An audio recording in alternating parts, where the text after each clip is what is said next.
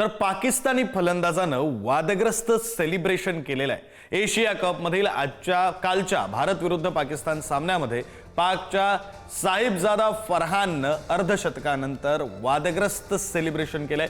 Bat बंदुकीप्रमाणे पकडत साहिबजादा फरहाननं हे celebration केलेलं आहे। तर वादग्रस्त सेलिब्रेशनवरून संजय राऊत यांनी मोदी सरकारसह बीसीसीआयवर निशाणा साधलाय।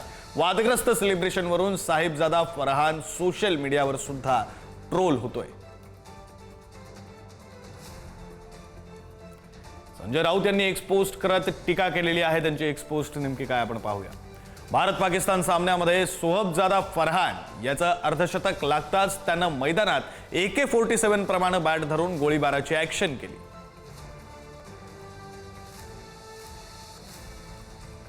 पाकड्यांनी निरपराध भारतीय पर्यटकांना असं मारलं हेच तो त्याच्या कृतीतून दाखवत होता।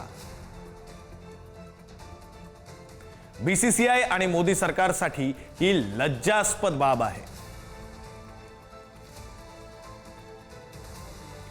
भारताचं लष्कर आणि पुलवामा पहलगाम मध्ये मरण पावलेल्या निरपराध नागरिकांचा हा अपमान आहे।